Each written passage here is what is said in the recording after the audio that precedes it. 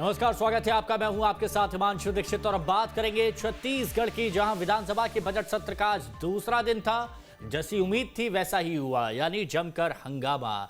कानून व्यवस्था के मुद्दे पर पक्ष और विपक्ष में तीखी नोकझोंक देखने को मिली। बढ़ते हंगामे के बीच सदन की कार्रवाई बुधवार 11 बजे तक के लिए स्थगित कर दी गई और आज हम चर्चा इसी पर करेंगे कि सदन में संग्राम से क्या बनेगी बात। सदन में हंगामे से होगा मुद्दों का हल। पक्ष और विपक्ष में तालमेल के बिना आखिर सदन कैसे चलेगा। कुछ मेहमान हमारे साथ मौजूद रहेंगे, हमारे खास पैनल, और उनसे आपको रूबरू कराएंगे। लेकिन देख लीजिए क्या रहा आज के दिन विधानसभा में।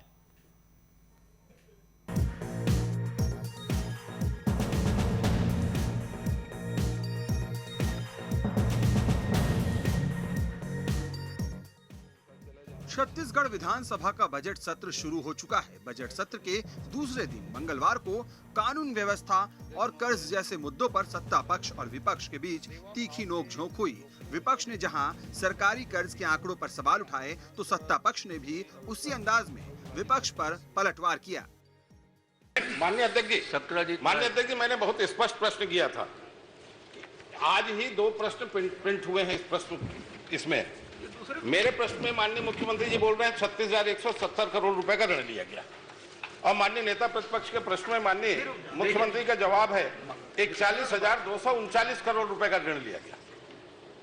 ये प्रश्नों में उत्तर में अंतर आ रहा है। भाई 36,170 करोड़ का ऋण लिया है आपने कि 41,239 करोड़ का ऋण, दोनों इसी में प्रिंट है।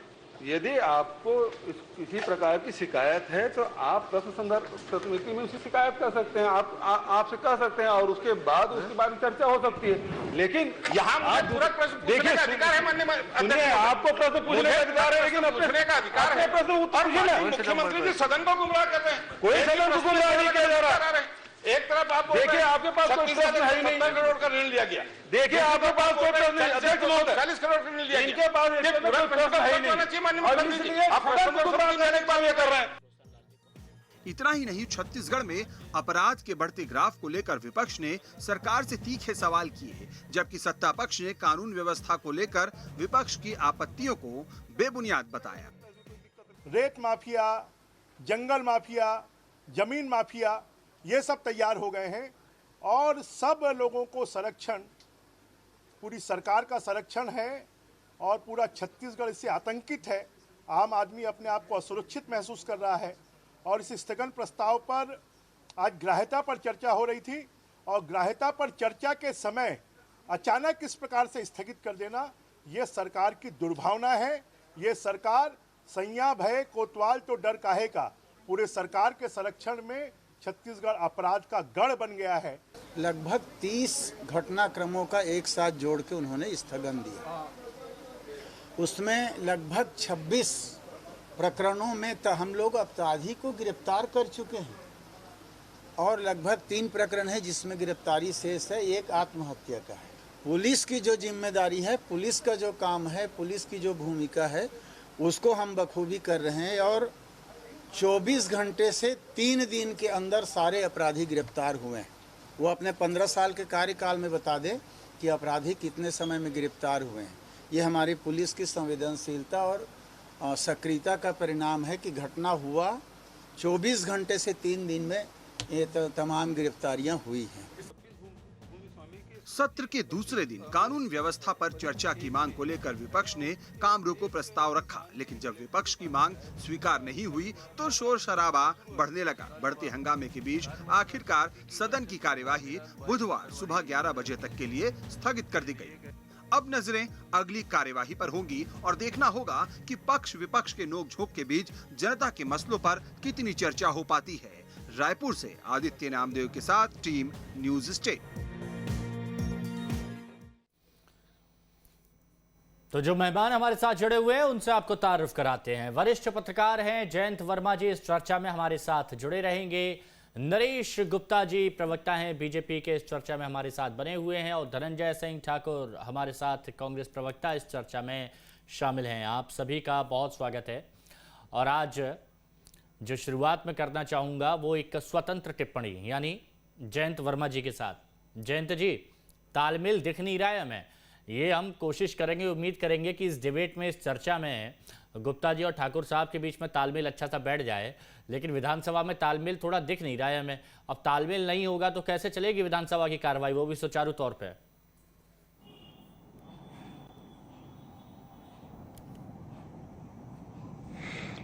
देखिए हिमांशु जी, असल में एक विधानसभा या लोकसभा जो भी शुरू होती है तो एक बिजनेस एडवाइजरी कमेटी होती है, और उस बिजनेस एडवाइजरी कमेटी में पहले विधानसभा अध्यक्ष जो हैं वो दोनों पक्षों से बात कर लेते हैं ताकि विधानसभा की जो कार्रवाई है वो स्मूथ तरीके से कैसे चलाई जा सके, और उसके बाद ही सब कुछ होता है। अब स्थिति है कि जो विरोधी पक्ष होता है वो तो ये चाहता है कि कोई ऐसे मामले ना उठे जो उनके सरकारी कार्यकाल के दौरान जो गड़बड़ियां हुई हैं वो उस पर कहीं चर्चा हो जाए, क्योंकि सामान्य धारणा ये है कि अब जो भी कोई सरकार की कार्रवाइयां होती हैं उसका अंतिम जो परीक्षण होता है वो तो विधानसभा में ही होता है, और लोक लेखा समिति होती है, दूसरी सब समितियां होती हैं, सार्वजनिक उपक्रम समितियां, उनकी रिपोर्ट्स वगैरह आती हैं और उस पर चर्चा होती रहती है। तो सरकार के जो भी गड़बड़ियां हैं वो सामने आती हैं, तो विरोधी दलों का तो प्रायः ये होता है कि भाई ये कार्रवाई ना होने दें, और उसके लिए ये उस प्रकार के मतलब जो मामले हैं वो उठाए जाते हैं जिसका कि सरकार से सीधा संबंध नहीं है। कानून और व्यवस्था है तो ठीक है, पर यदि सरकार की लिप्तता है उसमें, यदि कोई गड़बड़ियां हैं जिसमें कि सरकार खुद ही इन्वॉल्व है और वो खुद अपने आप को बचाना चाह रही है, तो ठीक है, फिर इसमें तो आप कार्रवाई कर सकते हैं। पर जो सामान्य जो अपराध की घटनाएं हैं और उसमें कोई ना मंत्री इन्वॉल्व है ना सरकार का कोई आदमी इन्वॉल्व है, तो उसको लेके इस प्रकार की बातें करना, तो मुझे लगता है कि ये लोकतंत्र में जो विधानसभा के पास जो अधिकार हैं, जो विधायिका के पास अधिकार हैं, उन अधिकारों का प्रॉपरली उपयोग नहीं करना ये तो गलत है, और इससे सरकार के ऊपर, सरकार या जो पिछली सरकार पे अंकुश नहीं लगाया जा सकता है। नरेश गुप्ता जी, सबसे पहले तो आपको मैं बधाई देता हूँ, आपके दल को मैं बधाई देता हूँ। भले ही आप लोगों की संख्या 14 है, ज़्यादा लोग हैं नहीं हैं, लेकिन विधानसभा में आक्रामकता पूरी ऐसी नज़र आ रही है जैसे कि पूरे के पूरे आपके ही हैं।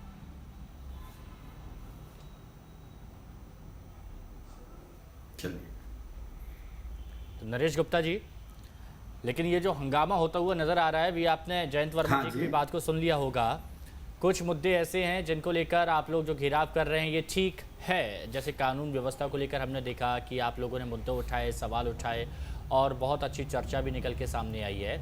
लेकिन मुख्यमंत्री ने जो अपनी बात यहाँ पर रखी है, भूपेश बघेल जी ने, तो गुमराह करने का जो आप आरोप लगा रहे हैं मुख्यमंत्री भूपेश बघेल पर, वो किस बिना पर लगा रहे हैं? देखिए, अब आपको आपके ही अभी चैनल में जो सुना हूँ, मुख्यमंत्री ने जो बिजली के लेकर जो बयान दिया है ना, वो उस पर सुन लीजिएगा। 3600 और 4100 दो जगह पे दो अलग अलग स्टेटमेंट है उनके, और बोलते हैं कि आपके पास सवाल नहीं है इसलिए आप ऐसा प्रश्न कर रहे हैं। तो डेफिनेटली या तो 3600 गलत है या 4100 गलत है, या आप गुमराह कर रहे हो या गुमराह कर रहे हो। ये तो प्रूफ केस है जो आपने वर्षन सुनाया, मैं नहीं बोल रहा हूं उस पर, आपके ही चैनल में अभी जो वर्षन सुनाया वो सरकार की नीयत और कार्य प्रणाली को सिद्ध करता है। अच्छा, ये एक छोटा सा एग्जांपल है जो आपने कहा, उसका मैं सटीक से जवाब देता हूं। ठीक है ठाकुर साहब, क्यों भैया गुमराह करने वाली स्थिति? अगला सवाल करिए फिर मैं जवाब देता हूं। ठाकुर साहब, क्यों यह स्थिति है? क्योंकि जब ये सवाल विधायक शिवरतन शर्मा ने पूछा कि सरकार ने 18 दिसंबर 2018 से 30 जनवरी 2021 तक कितना कर्ज लिया, तब मुख्यमंत्री भूपेश बघेल बोलते हैं कि जनवरी 2021 तक 36,170 करोड़ का कर्ज लिया। अब नेता प्रतिपक्ष धर्मलाल कौशिक जी के इसी विषय पर पूछे गए प्रश्न के लिखित उत्तर में कर्ज की राशि होती है 41,239 करोड़ रुपए। क्यों ये ऐसा क्यों हुआ?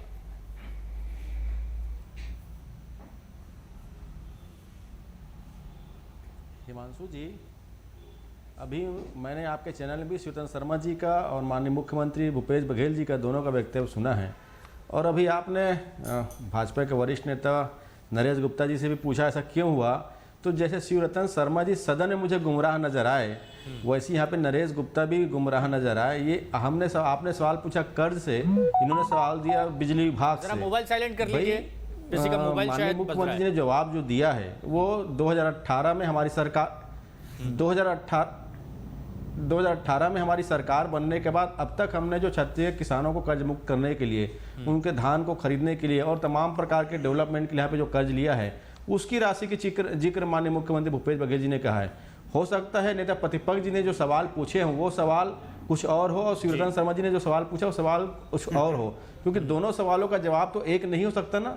हो सकता है नेता प्रतिपक्ष जी ने पूछा हो कि पूर्व में कितने कर्ज रहा है, तो पूर्व में कर्ज रमन सिंह की सरकार के दौरान हमको विरासत में 41,000 करोड़ का मिला है और सरकार बनने के बाद हमने छत्तीसगढ़ में 36,000 करोड़ की कर्ज लिया है। तो दोनों सवाल में अलग अलग हो सकते हैं और दोनों सवाल को अगर एक साथ जोड़ कर आप देखेंगे तो ऐसा लगता है कि भारतीय जनता पार्टी के नेता खुद छत्तीसगढ़ की जनता को गुमराह करना चाहते हैं। नहीं, लेकिन ये गुमराह करने वाली स्थिति आई क्यों है?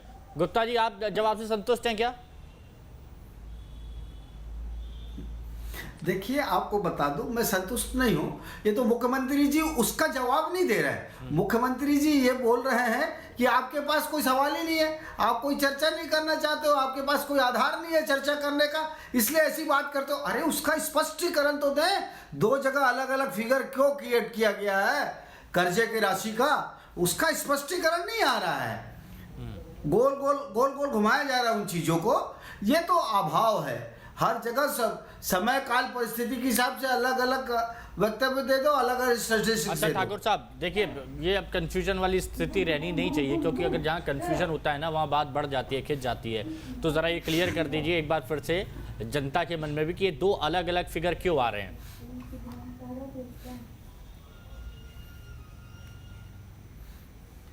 देखिए, मैंने पहले ही कहा हिमांशु जी कि पूर्ववर्ती सरकार के दौरान एक 40,600 करोड़ से अधिक की कर्ज लिया गया था जो हमको विरासत में मिला है और उसके ब्याज की राशि भी लगभग 5,000 करोड़ रुपए हमारी सरकार ने अभी जमा करवाया है। और हमारी सरकार बनने के बाद चूंकि खजाना तो खाली था और छत्तीसगढ़ में किसान कर्ज से लदे हुए थे, कर्ज से दबे हुए थे, आत्महत्या कर रहे थे, परेशान थे, हताश थे और हमें उनकी धान की खरीदी 25 रुपये कीमत में खरीदनी थी क्योंकि छत्तीसगढ़ किसानों को हमको आर्थिक से मजबूत बनाना था।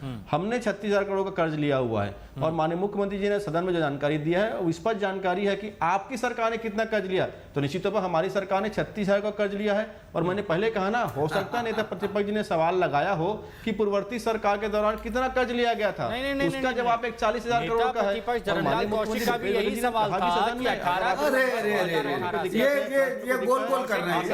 कौशिक जी का भी सवाल जो लगाया गया था वो यही था कि 18 दिसंबर 2018 से 30 जनवरी 2021 तक कितना कर्ज लिया गया और उसका जवाब उनको जो मिला, जो शिवरतन शर्मा ने बताया कि फिगर जो अलग है वो 41,239 करोड़ था।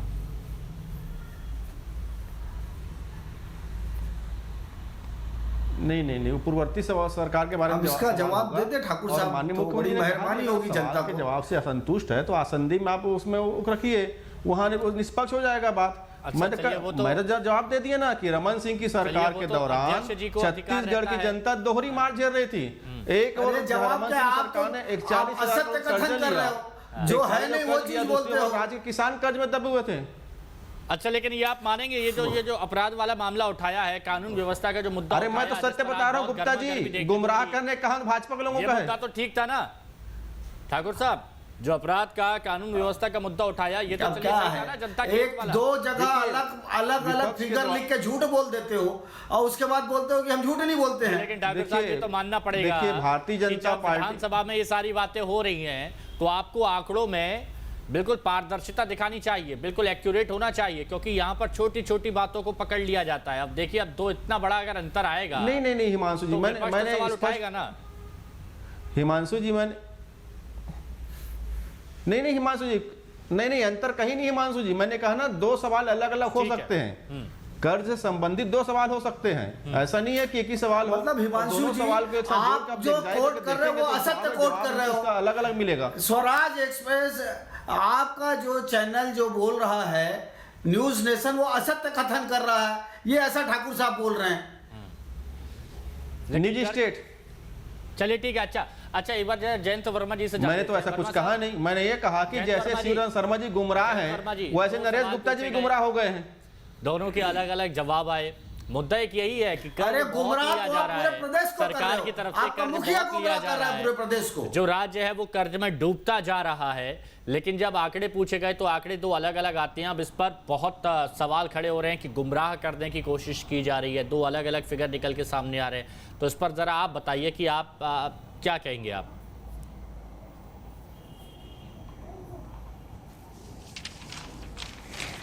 देखिए हिमांशु जी, ये मंत्री का तो इसमें कुछ रहता नहीं है, वो तो पूरा वित्त विभाग है और उसमें सारे अधिकारी रहते हैं, वित्त सचिव रहते हैं। ये लोग सारे जवाब बना बना के वहां देते हैं और मंत्री जी उसको पढ़ देते हैं। तो अब ये किस प्रकार से उन लोगों ने जवाब बनाया, किस प्रकार से ये दो अलग अलग वर्षन आ रहे हैं, ये तो तत्काल उनसे जांच की जानी चाहिए और यदि उसमें कोई गड़बड़ी है तो वित्त सचिव को हटा दिया जाना चाहिए। क्योंकि विधानसभा में यदि सरकार कुछ बोलती है तो फिर वो प्रिविलेज मोशन आ सकता है कि भाई आप गलत जानकारियां दे रहे हैं। तो हाँ, तो इसमें यह है कि ये अधिकारियों की गड़बड़ी है और उन लोगों ने उनके एक तो सीरियसली लेते नहीं है। आजकल पूरे हिंदुस्तान में जो अधिकारी वर्ग है वो जो सवाल के जवाब तैयार करता है तो उसको सीरियसली नहीं ले रहा है। वो सोचता है ये फॉर्मेलिटी है और इसी प्रकार से कोई आंकड़े उन्होंने प्रस्तुत कर दिए हैं। तो मुझे लगता है इसकी पूरी जांच की जानी चाहिए और इसमें मंत्री उतने जिम्मेदार नहीं है जितने कि वो अधिकारी जिम्मेदार है, उन पर कार्रवाई की जानी चाहिए। अच्छा, ये कैसे दो अलग अलग वर्षन आ रहे हैं। ठीक है, ये तो ठाकुर साहब ये बहुत ज़रूरी है जो जयंत वर्मा जी ने कहा है कि अगर, क्योंकि अधिकारी कई बार होते हैं कि चलिए ठीक है खाना पूर्ति कर दिया, आंकड़े पूछे हैं, दे दिए गए हैं, लेकिन अगर वो सारी चीज़ें जब विधानसभा में जा रही, मोशन में जा रहा है तो फिर यहाँ सख्त कदम उठाना ज़रूरी है अगर यहाँ पर कोई गड़बड़ी पाई जाती है तो। लेकिन ठाकुर साहब एक बात सच बताइएगा, आप लोगों ने सोचा नहीं होगा कि इस तरह से घेराव बीजेपी की तरफ से किया जाएगा विपक्ष से, क्योंकि अगर संख्या बल से देखा जाए तो आपको लग रहा होगा कि ठीक है 14 लोग क्या करेंगे, लेकिन जिस तरह से घेराव हो रहा है तो आपको भी लग रहा होगा कि हाँ अब एक्टिव मोड में है बीजेपी।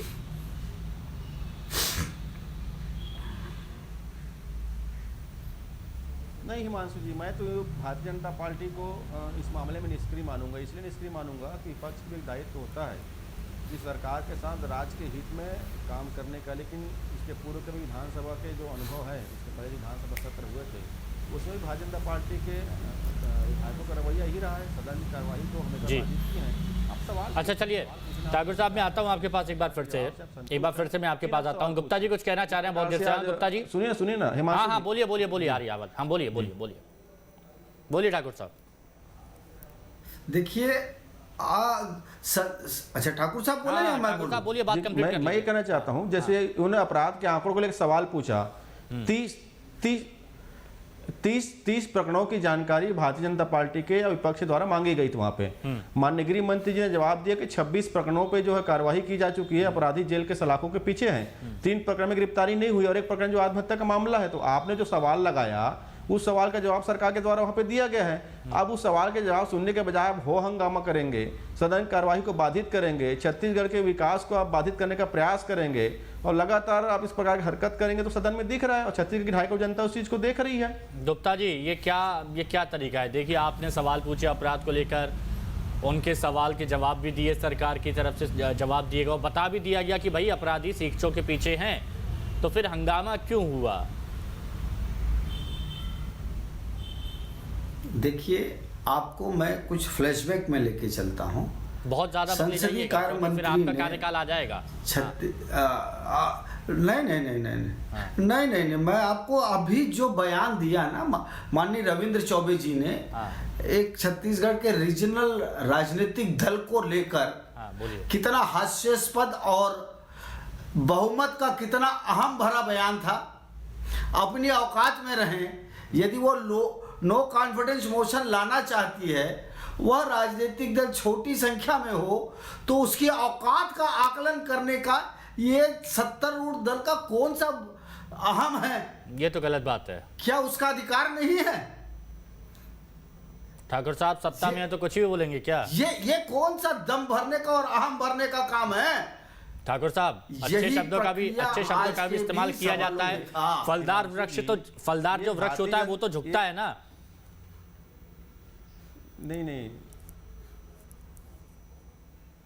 हम फलदार वृक्ष हैं और छत्तीसगढ़ की जनता के प्रति जिम्मेदार हैं। विपक्ष का भी हम सम्मान करते हैं। हमारे किसी नेता ने इस प्रकार की बात नहीं की है जिस प्रकार की बात अपने नरेश गुप्ता जी कर रहे हैं। लेकिन एक बात बता दूं हिमांशु जी, भारतीय जनता पार्टी की स्थिति क्या है आपको बता देना चाहता हूं। केंद्र में इनकी सरकार है, आज सदन चल रहा है, जब विपक्ष वहां पर सवाल पूछता है किस प्रकार से केंद्र में बैठे भारतीय जनता पार्टी का हंगामा करते हैं। ठाकुर साहब इग्नोर कर दिया बात को आपने। लगाते हैं ठाकुर साहब देखिए, ठाकुर साहब सुनिए ना, आपने बात को इग्नोर कर दिया। हिमांशु जी ने थोड़ा शब्दों नरेश गुप्ता जी, हिमांशु जी ने कहा कि बैलेंस बना के चले मीडिया में। नहीं, बैलेंस तो ठीक है, लेकिन वो जो उन्होंने बताया है कि सभी मीडिया हाउस में जो चीज निकल के सामने आ रही है, जो गलत शब्द का इस्तेमाल किया है। अब ठीक है, किसी की 4 सीटें हैं, 4 में से भी 2 आपसे ज्यादा प्रेरित हैं, प्रभावित हैं। कहीं ऐसी कोई कहीं इस प्रकार की, चलिए इस पर मैं थोड़ा एक्सपर्ट कमेंट चाहूंगा। जयंत वर्मा जी वार्तालाप की है। सत्ता के शिखर पर पहुंच गए तो अच्छी बात है, लेकिन सत्ता के शिखर पर पहुंचने के बाद जो नीचे हैं उनके लिए इस तरह से क्या सही है?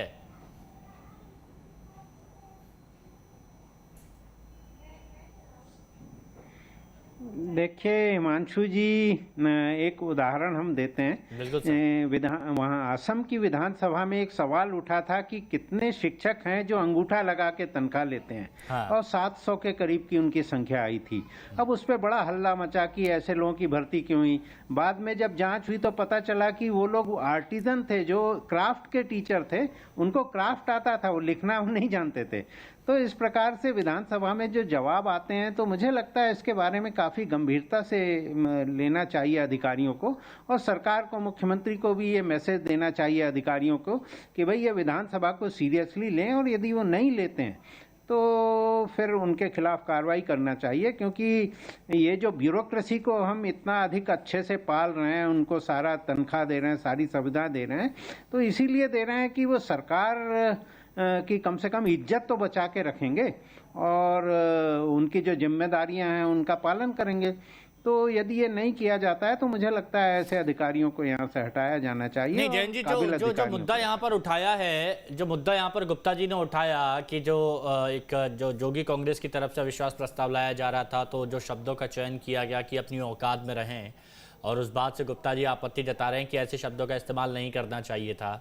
तो ये आपको भी लगता है कि ये थोड़ा सा अगर अच्छे शब्दों का इस्तेमाल हो जाता? हाँ गुप्ता जी। प्रजातंत्र आपत्ति जताएगा। गुप्ता जी तो बहुत छोटे से हिस्से हैं उसपे। हाँ जी, वर्मा जी बताएं।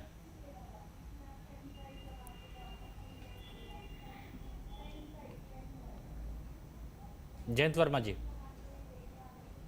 बात ये हो रही है कि इस तरह के शब्दों का इस्तेमाल नहीं करना चाहिए था।